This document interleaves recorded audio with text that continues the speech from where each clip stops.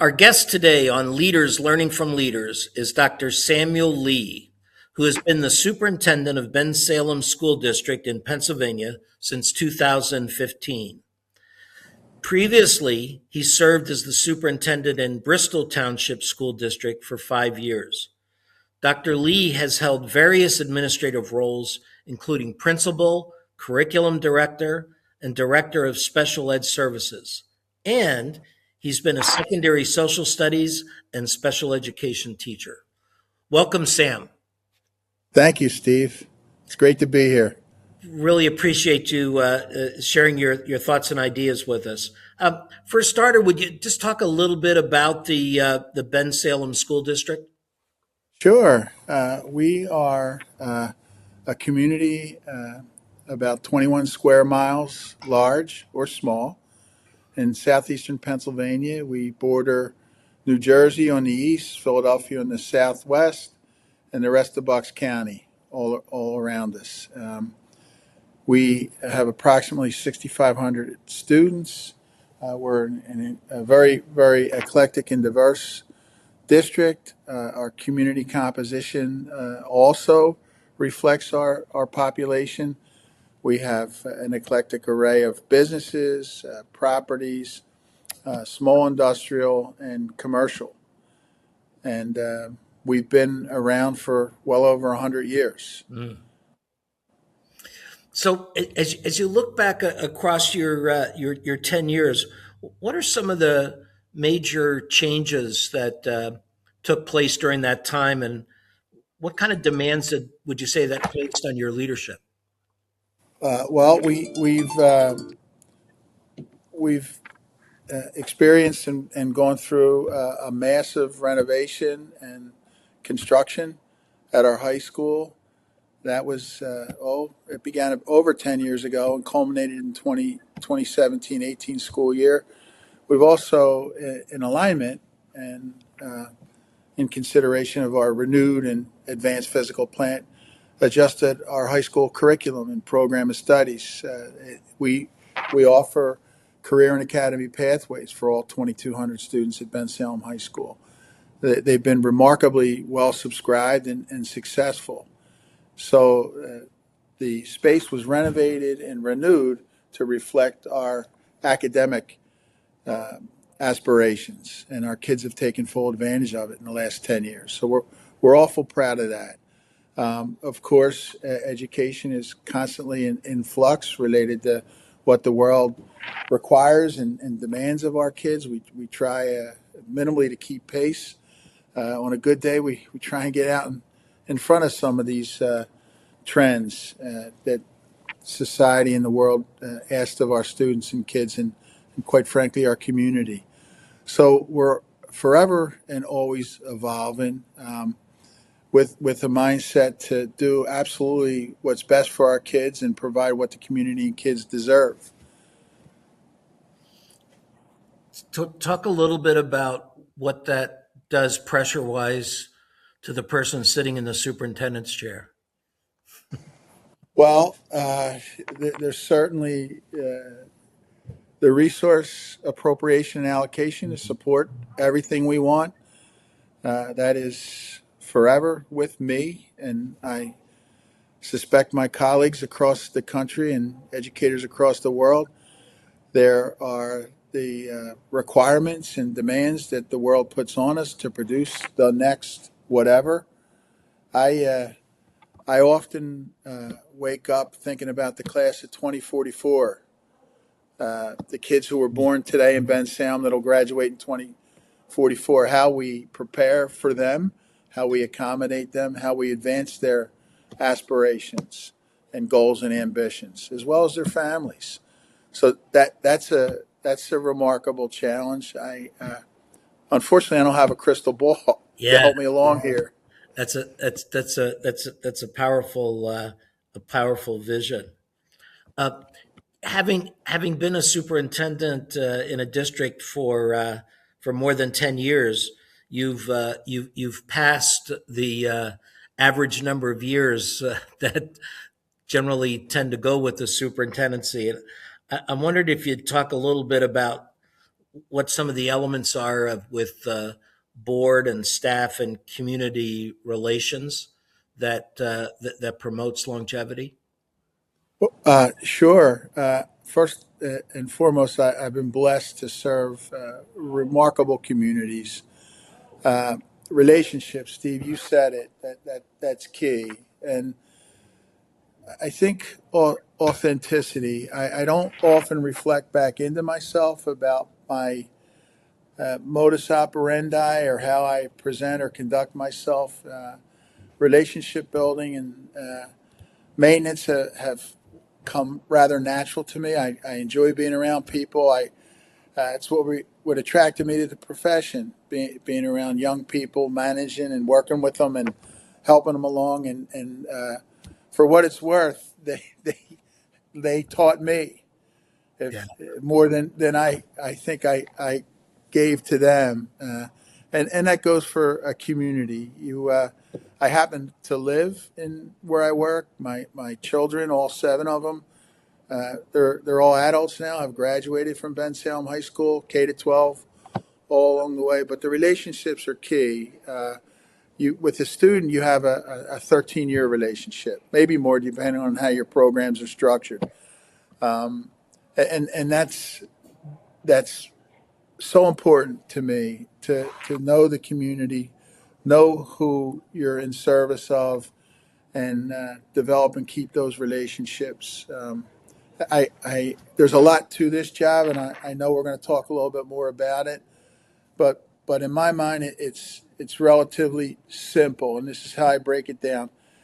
Parents and community just want to know if they can trust you, if you're in it together, and they can count on you to be there for their kid. And that's how I live, and that's how I work.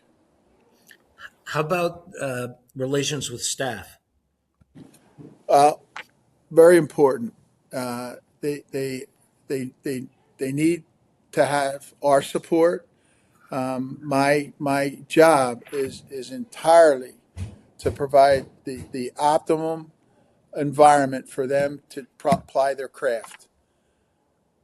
I'm proud to say in Bensalem Township, our teachers want for nothing as far as their professional commitment and the ability to do their job. That's very important to me. It's very important to our board. It's very important for our community. And a lot goes into those relationships. I mentioned the tenure of the average student in Bensalem Township School District. The tenure of a staff member far surpasses tenures of most superintendents. So you're 30 to 35 years in a good career. And I recognize how hard our staff works, the commitment that they have, and how all consuming and encompassing their work and day to day can be. I respect that. I did their work. Uh, some days I miss it. Some days I'm just in awe, in awe of what happens in the classroom. I really am, and I tell them that. I let them know how respected they are and how important they are, and I let them know I can help them if they need help, or I'll try to help them. Uh, And I appreciate when they try and help me or help me. I think my tenure helped me advance and develop relationships yeah. professionally and personally. So what may come as a difficult task or a challenge to people who are not as far along in their career as I at one place, it comes easy to me. I like being in the schools. I like being around our team, and I have a great team I work with in our administrative office. They're talented. They're committed. They support our kids, and if you do that, you're good by me. I have to say that as I listen to you say that you like it, I get the strong message that that shows. Uh, I hope so. Yeah. It's job is this my job. It can be very challenging and difficult some days, but there's an incredible amount of joy that comes with it. as there is when I was a classroom teacher Yeah. or a high school principal. Yeah. Um, Thinking about superintendents across the state and across the country now, what do you see as a couple of the common challenges that they're needing to address? Oh, that's a fantastic question. How much time do we have? Well, go ahead. I'll let you know. Nah, I If you think, give a hint with the problem, that'll be even better. So yeah. Well, I don't have to let's give talk the about a couple problems and a couple of thoughts that you have. yeah. Okay. Resources are first and not first and foremost. They're top of mind right now, especially in Pennsylvania. It's budget development season. Harrisburg's putting together their numbers for next year. We're doing the same in Bensalem Township. The cost of what it takes to properly do our job and remain committed to our mission and role continues to go up as it does across most sectors and places. We're a labor intense environment. We talked about staffing and people a few minutes ago, and our teachers and staff and those who support our children. They deserve what they get, and they cost money to put it simply. And the money comes from our community. Now, I'm fortunate to have served and worked in places that rate their schools and take care of their kids. But there's not an infinite pool of resources to support what we do, and you combine that with the requirements and demands that are before us that we need to attend to. And most of them make great sense. They really, really do. But they require time and resources to move and advance. And our resources aren't infinite. They're very finite.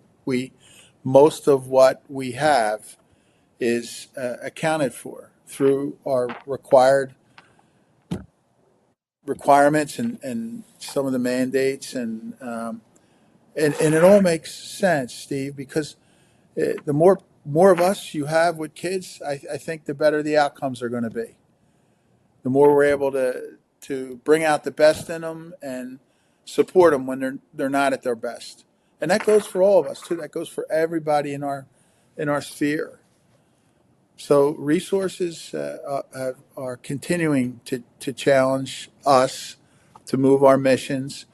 I think the additional requirements, which are obviously connected to the resources, keep coming. I think the world doesn't make it easy for children these days, and I'll talk about social media a little bit if I could. Yeah, please.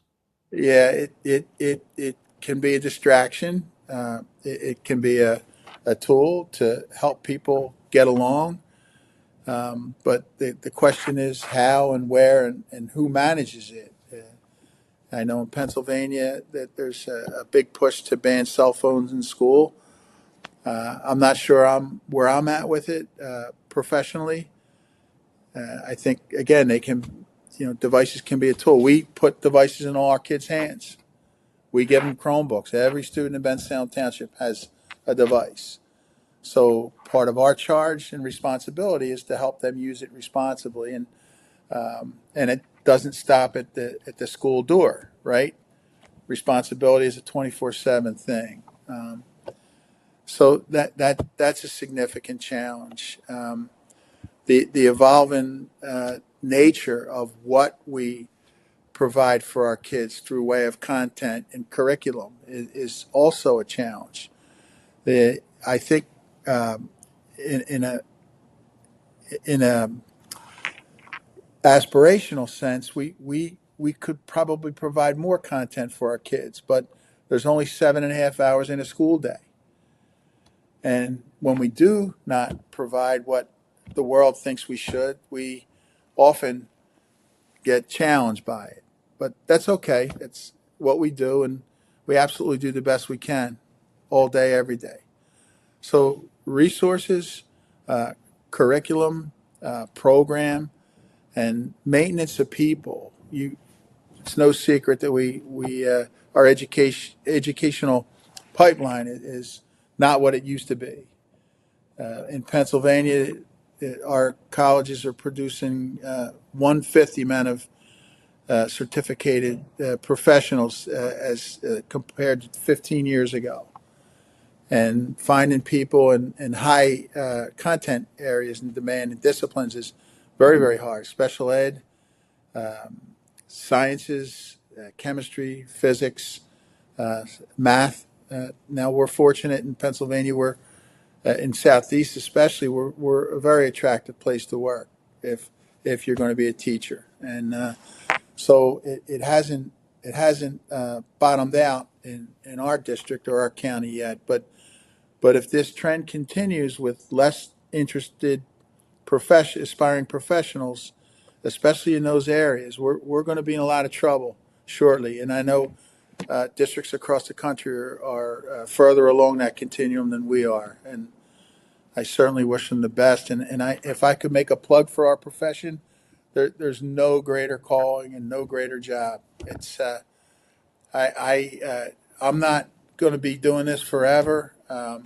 I've had a great run and a joyful run, and that would be my call to anybody who wants to do this job. I have a daughter who's a teacher. She's pre-K, not pre-K, K1 and 2 at a neighboring district. She's 10 years into her career now, still loves going to work every day. I'm excited for her and that. And I have another daughter who is an aspiring school psychologist in graduate school now. Um, the other five, I couldn't talk into being educators. How about you got a phrase or two you might hit us with how you see school systems dealing with the AI question out there now? Oh yeah, that's something I should have responded to in the last question, Steve. Thanks. They we it's a thing. It's here. We use it for legitimate academic purposes. We encourage our students to leverage it to advance their academic connections and progress. But we all know there's incredible amount of risk associated with it. It comes with being responsible with technology and with the internet and being aware of your sources. And we provide those resources and support for our kids too. Um, but it's a thing. It's going to become more and more prominent, and we're managing it. We certainly have a policy to accommodate it. We have guidelines we've published, and I think where the rubber hits the road is in the classroom with the teachers and the students, and facilitating and supporting proper, appropriate use of AI. It can be a remarkable tool. As I mentioned, I use it. And I assume most of my colleagues use it in one way, shape, or form. But it also could cross over into the nefarious if left unchecked. Yeah, it's back to the earlier comments that you made about the whole technology element of Yeah. how do you educate? You know, I did a blog a little while back on there's a couple of people that have actually started a business of Okay. running events where you're not allowed to bring your cell phone.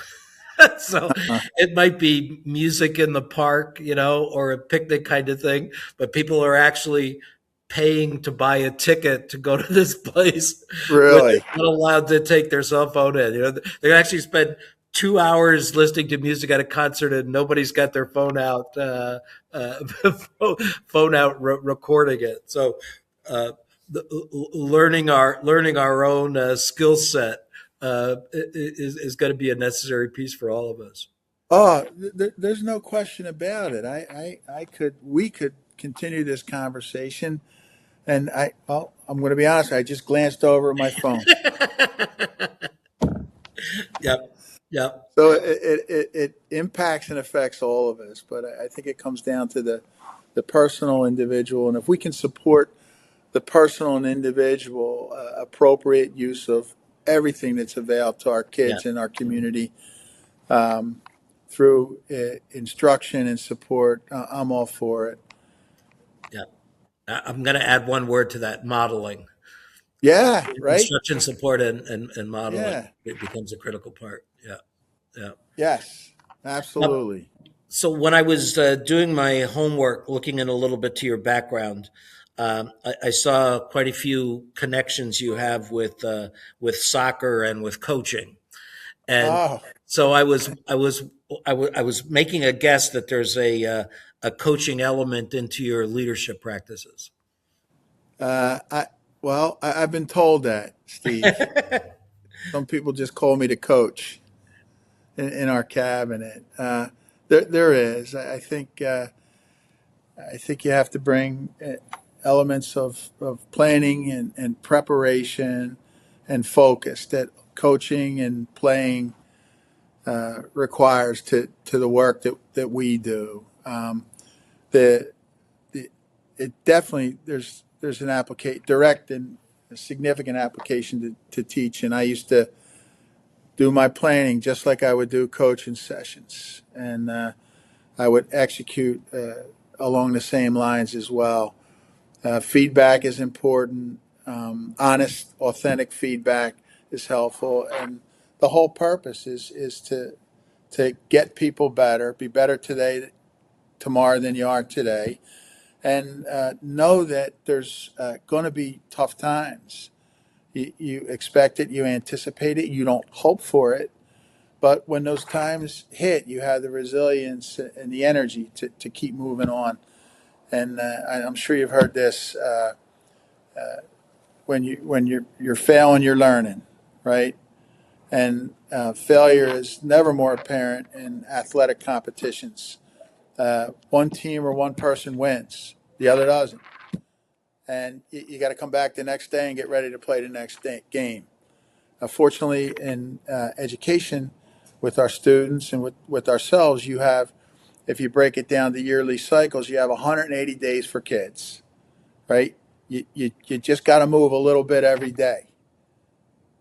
And you have, for us, 260 days, or 189 in our case for teachers. So just make sure you make that aggregate incremental progress on a bad day. And on a good day, you maybe get a little more, knowing that at some point you're not going to get as much. Does that make sense? Yeah, well, the phrase that I use with teachers is your best year of teaching is in front of you.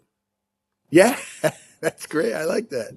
Uh, Thank you. if you're looking back towards your best years, then it's probably time to Oh, to be moving I, on. But I absolutely agree with you. I wherever think, wherever you failed last year, you learned, and sure. that's what should make you better this year. Yeah, yeah, I wholeheartedly agree with that. It becomes, I think it takes 8 to 11 years to become a really, really good teacher. Hmm. I did that 11 years in the classroom, and I was definitely better year 11 than I was year 5 or 6. And I think the first 2 years are overwhelmingly challenging For sure. for our teachers. And that's where we try and focus and provide the most support. Because when we engage a professional, we want to keep them. I always historically have the last interview for contract positions, any contract position in our district. And we have over 500 teachers. But if we hire 40 in a year, I meet all 40. And I just want to make sure that I'm recommending to our board and ultimately our community someone who is going to keep their kids in a good spot in a good way for a long time. It's a it's a 30-minute conversation that represents 35 years. Before we look at closing out, Sam, I wondered if you'd have some thoughts to share with people who might be listening to this podcast, who are at the start of their superintendency, or their central office people, thinking about or putting the interviews out for that superintendent role. Um, Thoughts that you would offer those people at the start of this? Doing my own guessing, I'm guessing that when you were working as a building administrator and different roles in a central office, you learned a lot, but that the Yeah, step into the superintendency puts you into a spot that you didn't get a chance to practice for. At least that's my guess. Am I all accurate there? that's a fair guess, Steve. There are things that I've encountered in this role that I never expected to encounter. But for those aspiring to it, I recommend it. It really, really is a great job.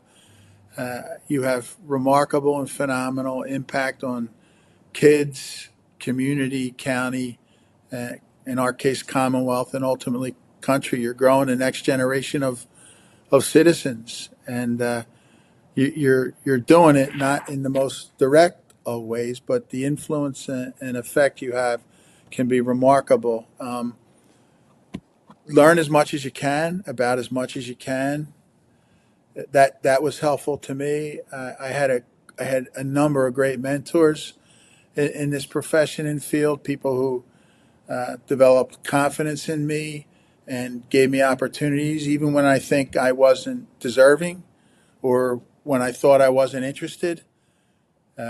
I was fortunate that way. I tried to pay it forward my entire career, and it really and truly is a great job, but it requires a lot of technical skill uh, or awareness, and it requires a lot of relational skills and patience is another thing that I think is incredibly important. And what a colleague shared with me long ago as a superintendent: don't run to a problem. Most problems you're not in the best position to sort through or fix. If it gets to you, then you lend support and advice and counsel.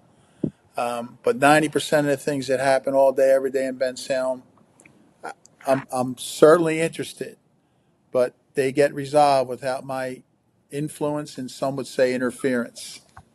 That's a powerful thought. Yeah. It's hard because you want to, Yeah. thank you. Yeah, I get it. I get it. There's time is on your side is not an easy thing to think through. Yes. And it says belief in the people in your organization too. Well, thank you. Yeah. And I have great confidence and trust in the people my colleagues, our colleagues, and the people I work with. And community, they're remarkable people. Um, and they only want what's best for their kids. And the same thing I want. I I was just going to say that I'm hearing loud and clear that's what you want too. So Yeah. that's a powerful message. Well, Sam, thanks so much. If a listener wants to follow up with a question or extend the conversation some, what's the best way that they might be able to get connected with you? Yeah, they can email me SLEE at Bensalem BENSALEM SD.org. And I am connected to my email. I know we talked a lot about technology. That's a tool that I take full advantage of. And I love learning from people and getting to know people. I enjoy that. It's helpful for me, and I hope at some levels helpful for others who are connected. Thank you so much. I appreciate it. Thanks, Steve. I enjoyed being with you today. Appreciate it.